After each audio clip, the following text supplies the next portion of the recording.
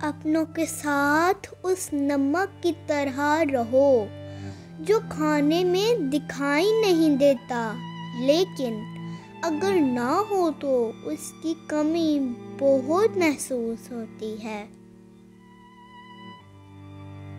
और जब तुम बेहतर की दुआ करते हो, तुम्हारा रब बेहतरीन नवाजता है। अल्लाह नाराज हो तो रोटी नहीं छीनता, बल्कि सजदे की तौफीक छीन लेता है। कड़वी जुबान वाले का शहद भी नहीं बिकता, मीठी जुबान वाले का जहर भी बिक जाता है।